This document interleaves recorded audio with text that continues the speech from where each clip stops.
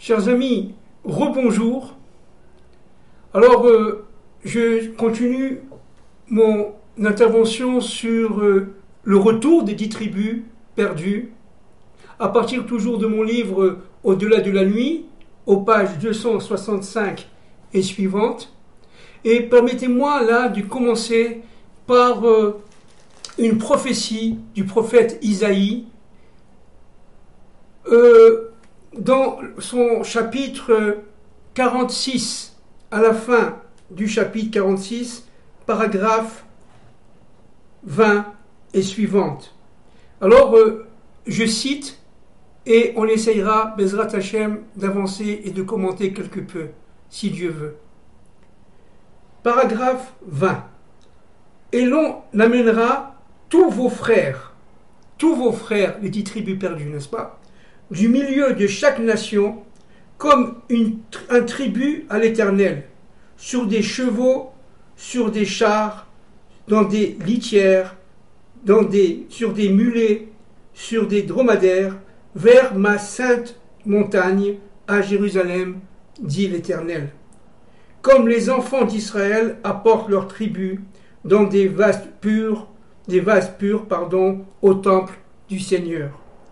Bien plus, j'en élirai parmi eux comme pontifes, comme lévites, dit l'Éternel. Oui, comme ces cieux nouveaux et comme ces têtes nouvelles, que je ferai connaître durement devant moi, dit l'Éternel.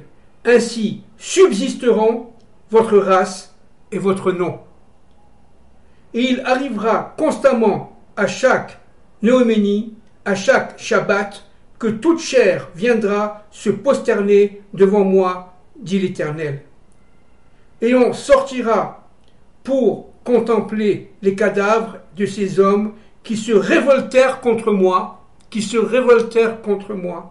car le ver qui les ronge ne mourra point, ni le feu qui les consume ne s'éteindra, et ils seront ainsi un objet d'horreur pour toute créature.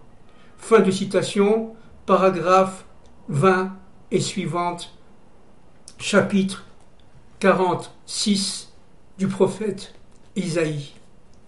Alors,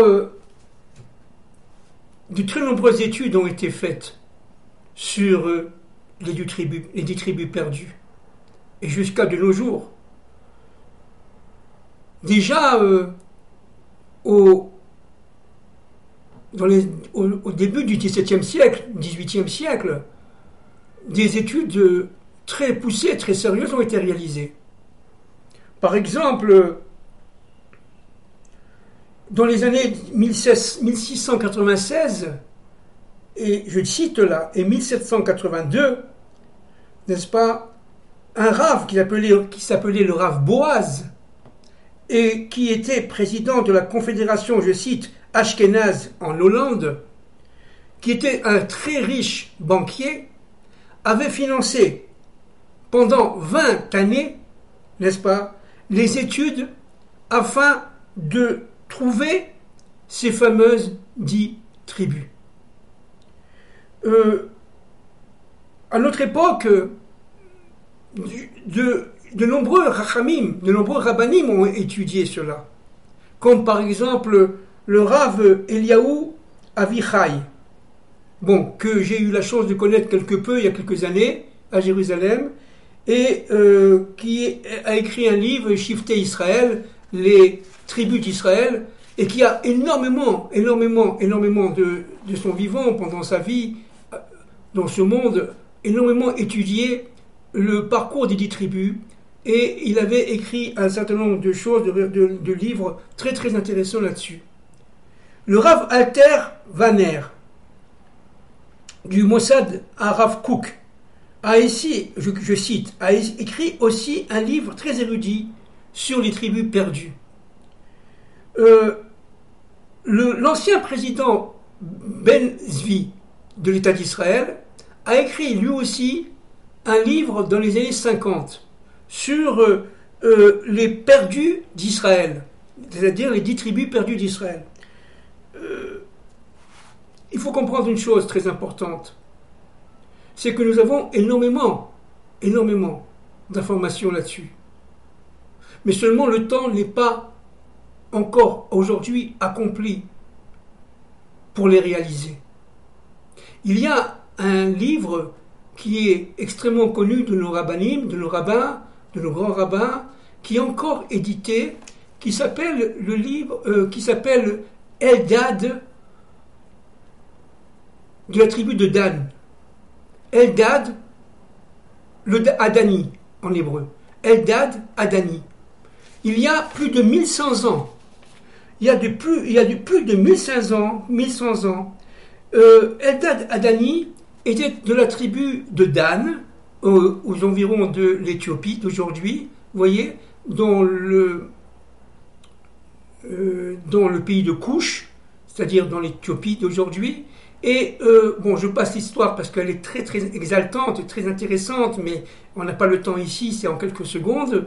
Et il se retrouve avec son ami dans un endroit, il a traversé des fleuves, etc., dans un endroit absolument inconnu, plein de cannibales. Son ami devait être d'ailleurs mis en broche et mangé par les cannibales. Après une prière à Dieu, il a été sauvé. Il y a eu une guerre entre les cannibales et d'autres peuples, et ils se sont retrouvés véritablement au sein de certaines de ces dites tribus. Et dans ce livre, il y a 1100 ans, qui est encore édité aujourd'hui, dans de nombreuses langues, eh bien, il explique exactement son vécu auprès des dites tribus perdues. C'est-à-dire qu'il y a énormément de signes, d'informations, de phénomènes d'annonce. Très souvent au XIXe siècle, et même au XXe siècle, n'est-ce pas, lorsque la souffrance des tribus en Europe par rapport au monde chrétien, ce qu'on appelle les Juifs, la tribu de Yehuda, la tribu de Benjamin, appelaient au secours les 10 tribus pour venir les sauver, et ils ont envoyé des mécènes là-bas, et ils sont revenus accompagnés de représentants, et notamment ils sont partis voir un certain pape qui a compris le message et qui a libéré enfin Israël de son joug, de sa torpeur pardon, et de sa souffrance. Et il y a de nombreux exemples historiques comme cela. Maintenant, revenons un peu aux sources. D'abord, il y a eu un premier exil, on l'a dit dans l'introduction, qui est l'exil de Achour. Il existe des documents prouvant que cet exil a été accompli à partir de 135 ans avant la destruction du premier temple. Et ces exilés sont partis en territoire assyrien. Et comme je l'ai dit dans l'introduction, dans le territoire assyrien, la nation assyrienne était une nation dure, combattante, extrêmement idolâtre. Et les tribus qui ont été exilées là-bas, elles se sont réparties tout autour. Il y a eu aussi, vous voyez, la tribu de Réhouven, la tribu de Gad. Puis, certains maîtres disent aussi la tribu de Zébulon et la tribu de Naphtali, au début du processus, qui se sont jointes ensemble dans cet exil. Il n'y a pas eu, si vous voulez, un mouvement unique d'exil. L'exil, c'est un mouvement qui est dynamique. Il y a eu différents exils. Les 10 tribus, déjà 135 ans, on l'a vu, n'est-ce pas, qui ont été exilés. Là aussi, ça a mis du temps, ça a mis quelques dizaines d'années, progressivement. Et surtout, la destruction du premier temple par Nabuchodonosor a accéléré l'exil, notamment des deux tribus restantes, la tribu de Juda, de Yehuda, et la tribu de Benjamin. Et c'est le troisième exil, a été réalisé par la destruction du second temple. Et ce sont les restes de la tribu de Juda, de Yehuda, et la tribu de de Benjamin, qui a été exilée par les Romains. C'est-à-dire qu'en fin de compte, vous voyez, premier exil, les 10 tribus par Sancheriv, qui a d'ailleurs conquis le Shomron, ça veut dire la Samarie, pendant 3 ans, et a exilé l'ensemble des peuples, des tribus de cette époque-là. Deuxième exil, Nabuchodonosor, avec la destruction du premier temple, où l'ensemble, pratiquement, du reste des 10 tribus sont partis, et une bonne partie des 2 tribus de Juda et de Benjamin. Et troisième exil, il y a eu l'exil de Rome, l'exil d'Édom, il y a 2000 ans, avec la destruction de Jérusalem, et notamment, évidemment, la destruction du second temple.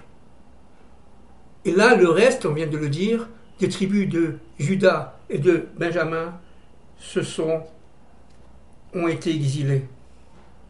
Où se trouvent-elles? Alors, où se trouvent les 10 tribus? Le Rav, je cite là, le Rav Saadia Gaon dit que, en fait, il se trouverait en partie au nord de l'Afghanistan, entre, si vous voulez, l'Empire russe et l'Afghanistan. Le nord de l'Afghanistan. Vous voyez cette partie-là. À partir d'un fleuve qu'on appelle le Sambation. Alors, le Sambation, c'est un fleuve absolument, j'allais dire, incroyable, qui a été cité notamment par Rabbi Akiba dans la Gemara Sanhedrin. À un moment donné, il rencontre un non-juif, et ce non-juif lui demande pourquoi vous faites Shabbat, et comment vous savez surtout que c'est le jour de Shabbat. Alors, Rabbi Akiba répond, nous avons la preuve du Sambation. Qu'est-ce que c'est que cette histoire de Sambation? En un mot, parce que évidemment c'est très long, c'est très très long, mais en un mot, qu'est-ce que c'est que ce fleuve de Sambation? D'abord, il faut comprendre que le Sambation est un fleuve de longueur de 200 amot, ça veut dire à peu près 200 mètres. Vous voyez, Chorav en hébreu. 100 mètres de long, ça veut dire c'est très petit. Mais, c'est un fleuve, qui vit au rythme de la Torah. Pendant les 6 jours de la semaine, les pierres qui composent ce fleuve, le sable qui compose ce fleuve, sautille. Il y a une vie. Et un rayon de feu, un nuage de feu, pendant tous les jours de la semaine, est suspendu au-dessus de ce fleuve. Le Shabbat, ce nuage disparaît, et les pierres et le sable se calment. C'est le repos du fleuve. Alors, le Rambam,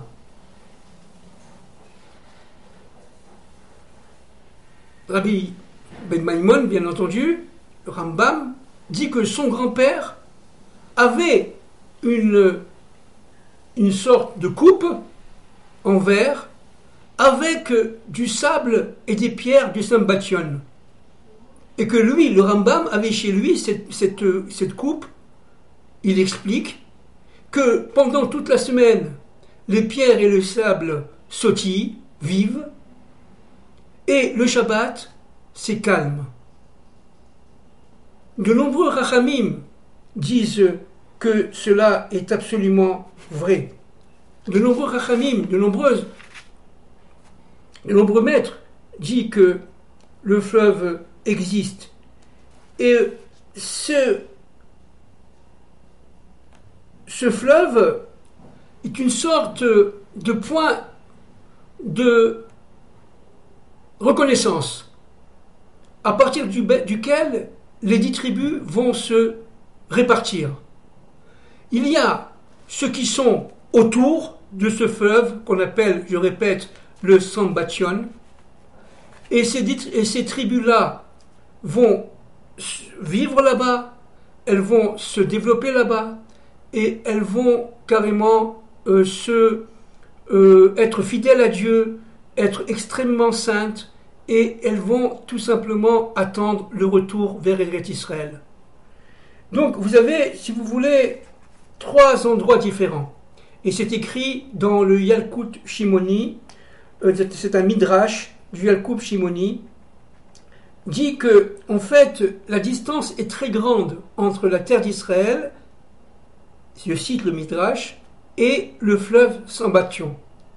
Mais autour du Sambation, vous voyez, il y a différents emplacements, et ces différents emplacements sont liés, si vous voulez, aux 3 niveaux de sainteté, c'est-à-dire la relation qui existe entre Dieu et ses 10 tribus.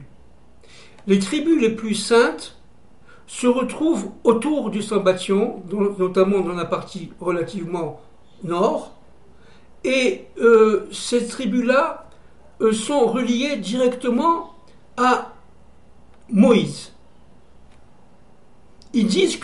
Nos maîtres disent que Moïse, avec 600 000 Lévi'im, attend la fin de temps de l'histoire, c'est-à-dire l'ordre de Dieu, pour revenir en terre d'Israël. Alors évidemment, à mon sens, c'est tout à fait codé.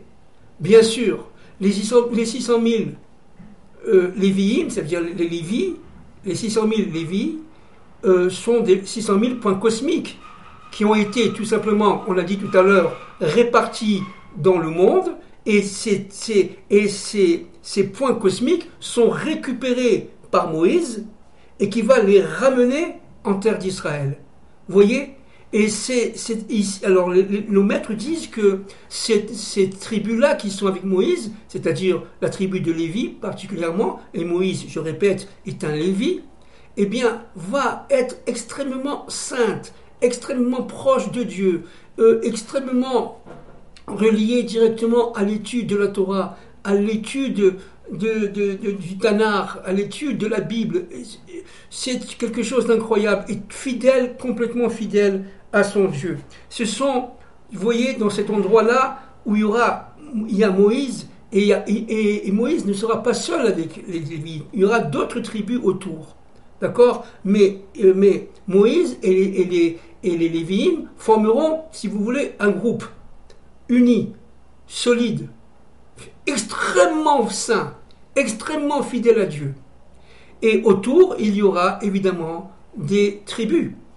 Alors, le deuxième groupe, c'est déjà un groupe un peu plus, si vous voulez, lointain, un groupe de tribus qui ont, disons, plutôt fauté et qui vont tout simplement s'assimiler aux nations et qui vont tout simplement avoir encore des signes d'appartenance à Israël et qui tout simplement vont devenir musulmans, vont devenir chrétiens, mais ils vont allumer les bougies, le Shabbat, sans savoir pourquoi, en étant évidemment tout simplement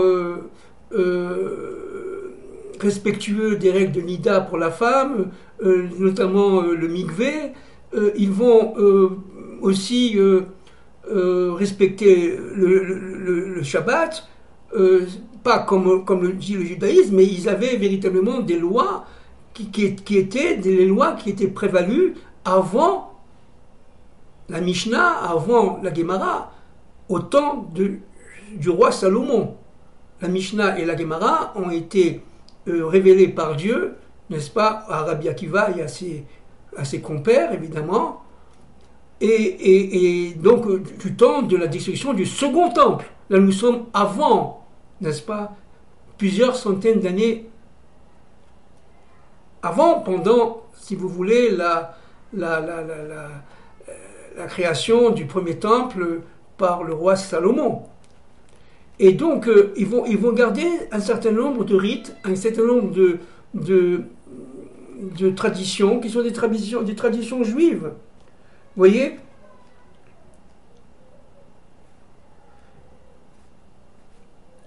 Un troisième groupe, ce sont des mécréants. Ce sont des gens qui ont fauté.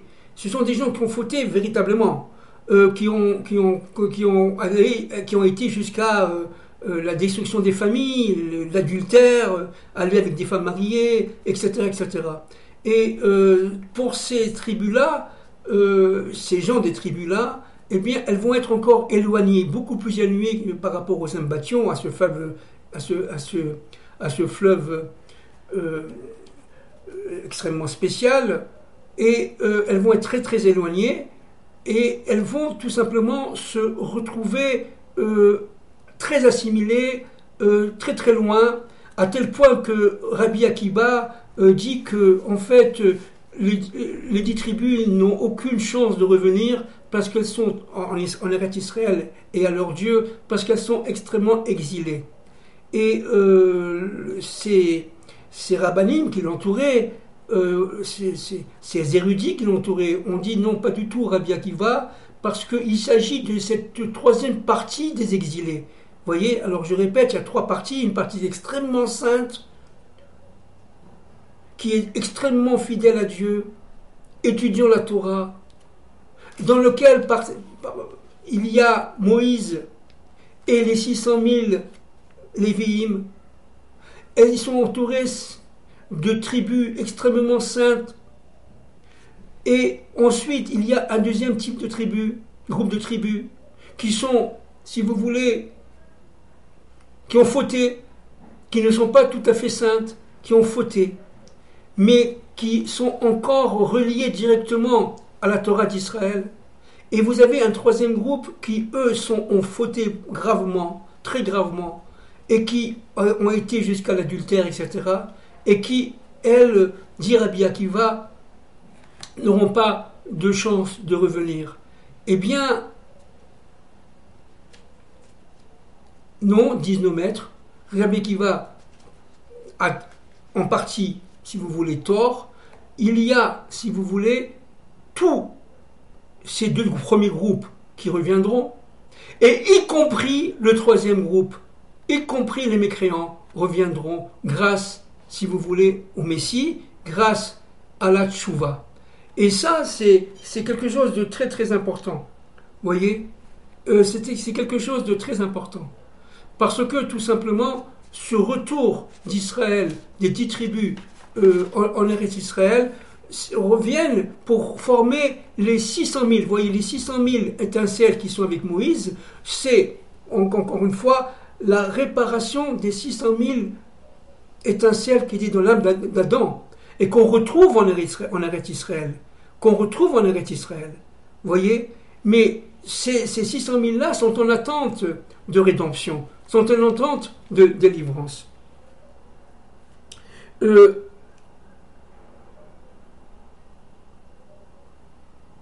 La tribu de Shimon, je cite, la tribu de Ménaché, et la moitié de la tribu de Gad se sont installés dans différents endroits du monde et représentent la royauté d'Israël par rapport à celle d'Ishmaël. Vous voyez, par rapport à celle d'Ishmaël. Il faut savoir une chose très importante. C'est que pendant la guerre de Gog et Magog, les nations vont s'attacher à attaquer Israël. On le sait, on l'a répété de nombreuses fois, et notamment Jérusalem. Mais Tsahal, l'armée d'Israël, sera à ce moment-là, évidemment c'est la volonté de Dieu, évidemment, sera dans l'incapacité de répondre. Est-ce qu'il va y avoir une intervention russe qui vont déconnecter les communications, les avions ne pourront pas décoller, ou bien les fusées israéliennes ne pourront pas décoller? Je ne sais pas. Mais une chose est sûre, c'est que le peuple va se retrouver démuni complètement. L'armée d'Israël étant tout simplement inutilisable, ou pratiquement inutilisable, par rapport à l'ampleur des armées en face. Eh bien, Dieu enverra la tribu de Réhouven.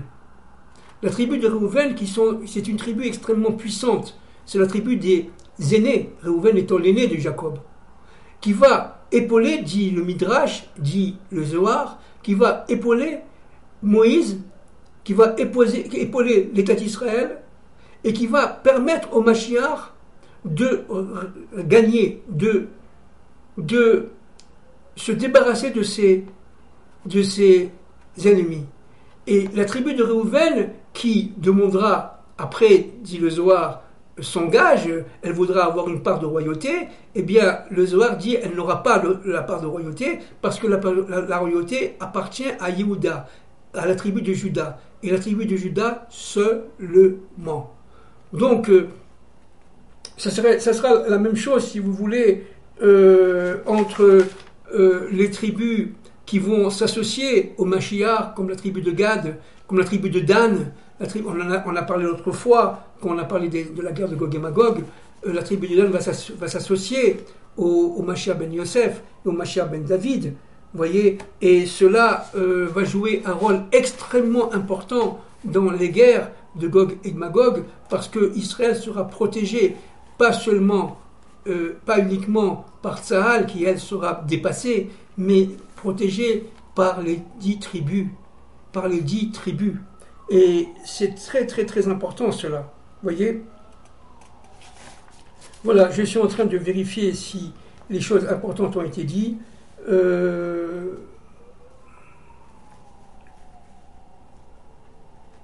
Alors je reviens aux sources là. Le Rambaz, c'est Rabbi David ben Zimra, d'accord? Le Rambaz, Rabbi David ben Zimra, à partir de la Gemara Sanhedrin, ça c'est la source de ce que j'ai dit tout à l'heure.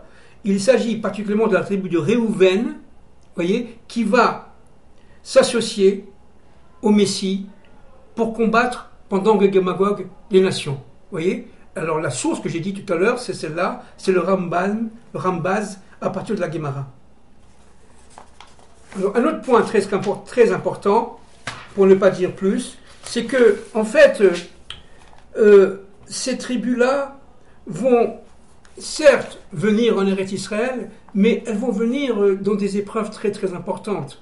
Le Ramak, Rabbi Moshe Cordovero, de mémoire bénie, dit que, là je cite, de très grandes épreuves pèseront sur Israël. Et il y aura, si vous voulez là, 2 types d'épreuves. Des épreuves externes et des épreuves internes. Les épreuves internes, on en a déjà dit de nombreuses fois, c'est le Erev Rav. Le mauvais côté de Erev Rav qui vont, si vous voulez, se rallier à Gog. On l'a déjà dit de nombreuses fois.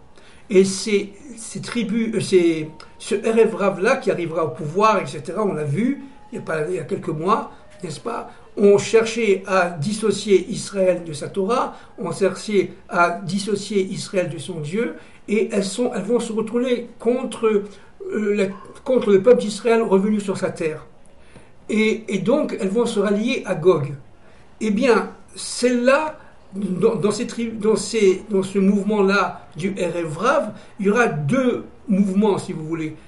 Un, ce sont le Erev Rav irréductible, qui sera soit détruit, soit expulsé de la terre d'Israël.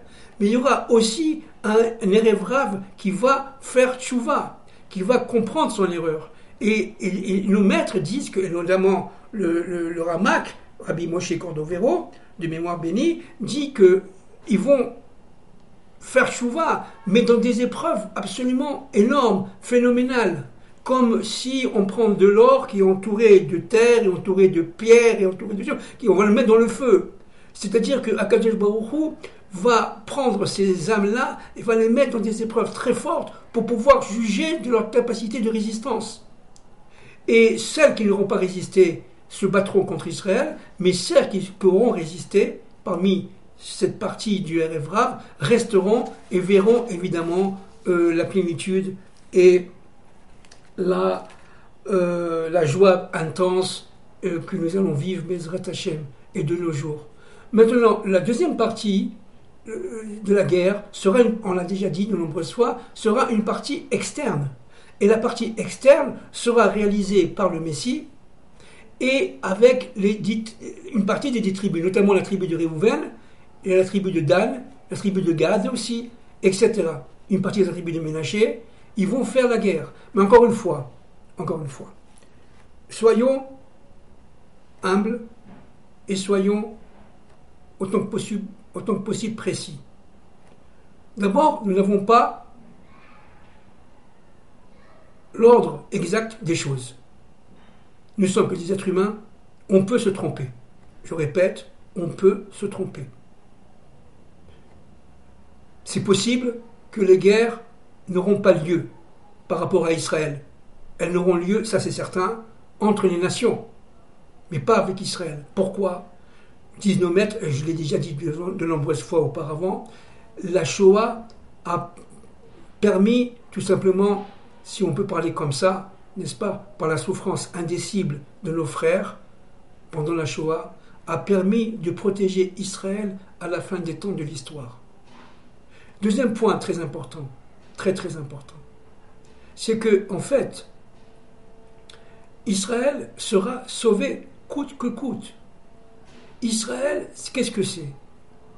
C'est ce qu'on appelle la Knesset Israël. Et vous allez me dire, alors, qu'est-ce que c'est que la Knesset Israël ? Alors, je répète ce que j'ai dit de nombreuses fois. La Knesset Israël, c'est la Shrina. C'est tout simplement le fait, je l'ai dit il y a 2 ou 3 séances, si je me rappelle bien, c'est le fait qu'il y a eu un phénomène de décantation et que seuls les âmes qui sont capables de tenir, qui sont capables de supporter les souffrances dans toute fidélité à son Dieu, celles-là resteront et celles-là formeront ce qu'on appelle l'Assemblée d'Israël. Knesset Israël signifie en français l'Assemblée d'Israël, qui, elles, vont recevoir le Messie, vont participer à la construction du 3e temple avec les nations. Maintenant, pendant cette guerre de Gog et Magog, je finirai là, les nations, dans cette immense tumulte, vont contraindre les Juifs qui sont parmi elles, qui sont complètement assimilés, de retourner sur leur terre. Donc il va y avoir, si vous voulez, une sorte de décantation même chez les nations. Chacun à sa place. Et les tribus perdues qui seront encore aujourd'hui en Espagne, au Portugal, en Australie, en Afghanistan, en Pakistan, en Inde, en Chine, des millions et des millions de personnes. On parle de millions et de millions de personnes. On ne parle pas de 1 ou 2. On parle de millions et de millions de personnes qui vont venir. Et nous en sommes sûrs. Nos maîtres sont sûrs de cela. Sauf Rabbi Akiba. Mais Rabbi Akiba désignait une partie la plus impure des tribus qui ont fauté à l'époque, notamment qui ont fauté en matière sexuelle. Mais d'une manière générale, tous nos maîtres sont d'accord pour dire que les 10 tribus vont revenir, et on parle de millions et de dizaines de millions de personnes, poussées par les nations, pendant la guerre de Gog et Magog et après, parce qu'il va y avoir une joie intense. Alors on dit qu'ils viendront soit par des tunnels, Dieu leur crase, bon c'est écrit dans le Zohar, Dieu leur créera des tunnels, vous voyez, et à l'intérieur du tunnel ils passeront des milliers, des milliers, des milliers d'individus jusqu'à Jérusalem, bon c'est écrit comme ça, soit ils viendront par des ailes de l'aigle, voyez, aujourd'hui, on pense que ce sont les avions, évidemment. Soit ils viendront par les aigles de l'aigle, mais conduits par des goïms, par les nations.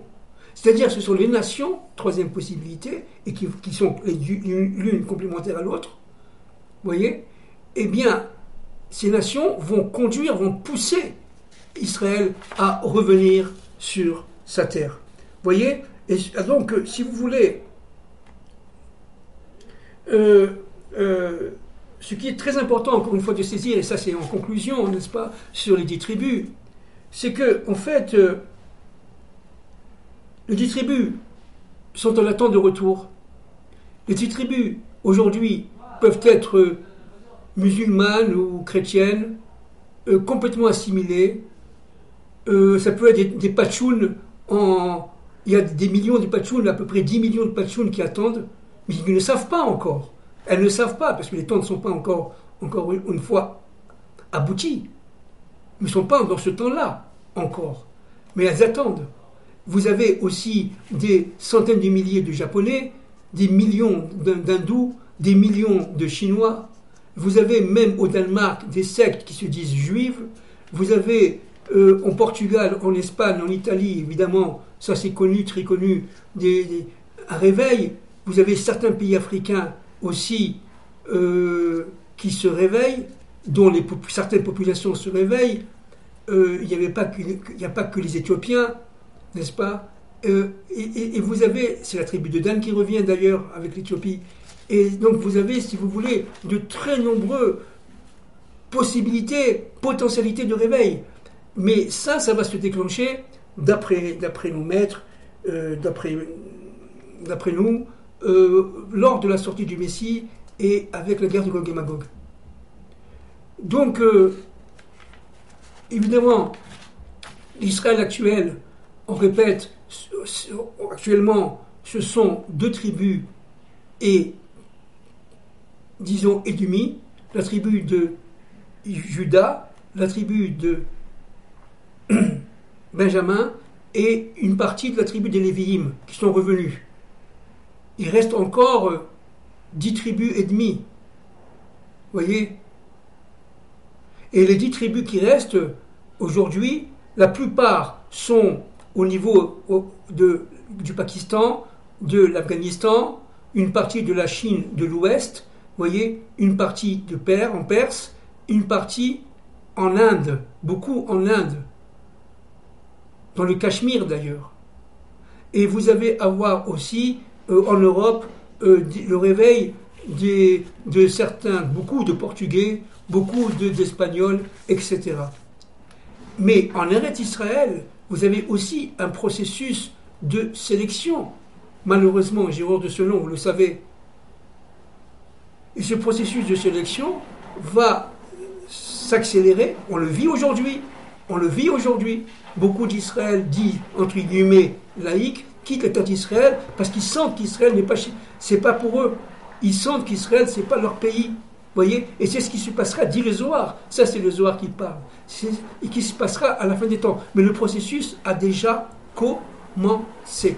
Le processus a déjà commencé. Nous vivons en Israël cette décantation de gens qui se disent, moi, je me sens pas à l'aise dans ce pays. C'est pas mon pays. Et il y a même des Israéliens qui vont à Berlin, il y a beaucoup d'Israéliens qui vont en Portugal, il y a beaucoup d'Israéliens qui sont partis aux États-Unis, il y a beaucoup d'Israéliens qui vont s'installer en Thaïlande. Je ne sais pas si on s'imagine.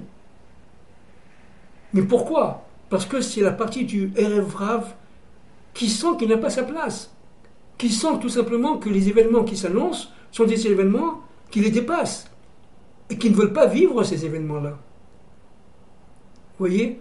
Donc nous sommes là vraiment, au jour le jour, dans ce réveil.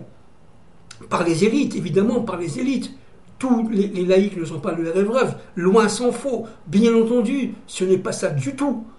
Il y a certaines élites qui sont financées par les puissances étrangères et par les institutions étrangères, n'est-ce pas, qui sont payées par elles pour pouvoir fomenter des révolutions, on l'a déjà dit de nombreuses fois, notamment à Tel Aviv, de manière à faire une cassure à l'intérieur d'Israël et briser l'épine dorsale d'Israël. On l'a déjà dit de nombreuses fois. Mais il n'empêche que celle-là, au niveau de ces élites, au niveau des gens qui sont impliqués fondamentalement contre la Torah, contre l'Eretz Israël et contre le Dieu d'Israël, n'auront pas de possibilité de rester. Sauf, on l'a dit tout à l'heure, et le Ramak est tout à fait clair,